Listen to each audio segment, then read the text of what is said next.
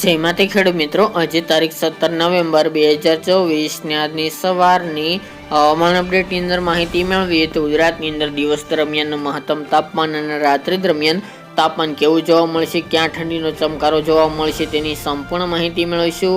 November મહિનાના એન્ડમાં ગુજરાતમાં કેવી ઠંડી પડશે તેની પણ માહિતી મેળવીશું. ચેનલમાં નવા હોય તો ચેનલને સબસ્ક્રાઈબ કરી નાખજો અને વિડીયોને લાઈક આપીને શેર કરી દેજો. તો મિત્રો, વાત કરવા જઈએ તો ગુજરાતની અંદર છેલ્લા ઘણા દિવસથી ધીરે ધીરે ઠંડીનો ચમકારો જોવા મળી રહી છે.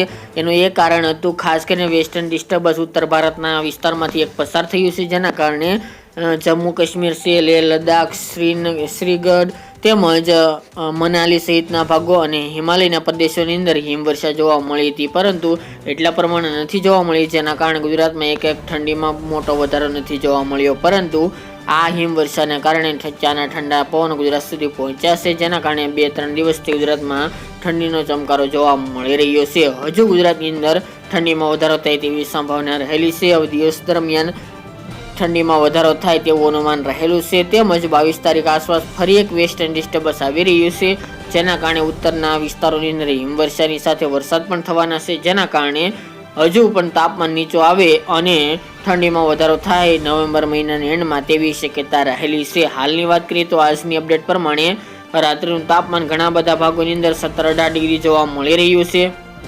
જેમાં હિંમતનગર હોય, મહેસાણા, મોઢેરા, ચાણસ્મા, ખેડબ્રહ્મા, ઈડર વડાલી, ડીસા, પાલનપુર, અંબાજી, થરાદ, ધાનેરા છે, સાબરકાંઠા, બનાસકાંઠા અને પાટણના ભાગો છે, રાજસ્થાન બોર્ડર લાગુ વિસ્તાર, એ તમામ ભાગોની અંદર 17-18 ડિગ્રી તાપમાન આજે જોવા મળશે.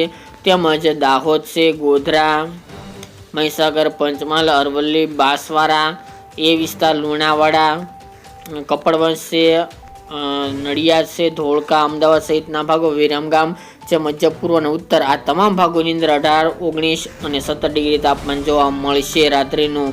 જ્યારે રાપર આસપાસ 18-19 ડિગ્રી, ધોળાવીરા, ખાવડામાં 17-18 ડિગ્રી, જ્યારે ભુજમાં 20, ગાંધીધામ 20-21, માંડવી, નલિયા જેવા ભાગોની અંદર 20-21 ડિગ્રી તાપમાન જોવા મળશે.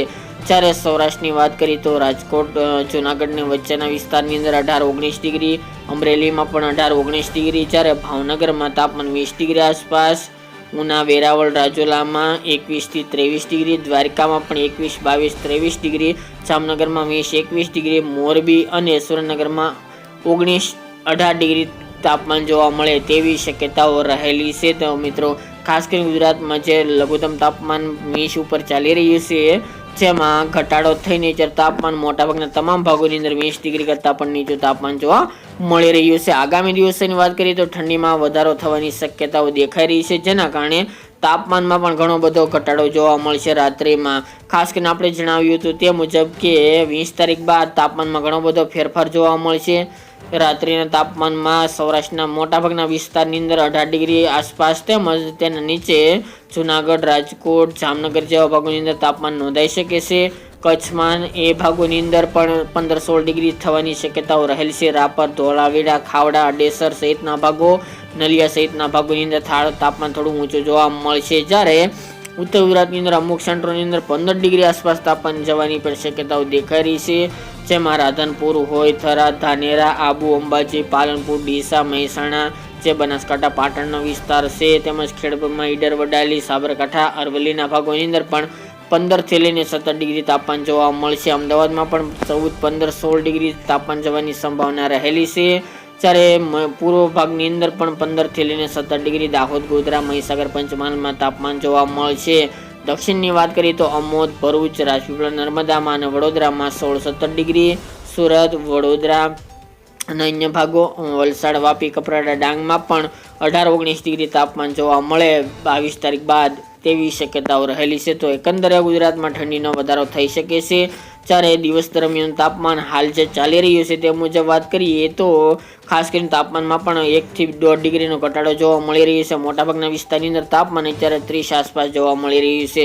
સૌરાષ્ટ્રમાં અને દક્ષિણ ગુજરાતમાં તાપમાન 32-33 અમુક વિસ્તારની અંદર જોવા મળશે. બાકી ઉત્તર ગુજરાત, પૂર્વ ગુજરાતની અંદર 30-31, 29 ડિગ્રી, કચ્છમાં પણ 30-31 ડિગ્રી ચાલે તેવી શક્યતા રહેલી છે. આગામી દિવસોની વાત કરવામાં આવે તો એવી રીતે તાપમાન જોવા મળી શકે છે.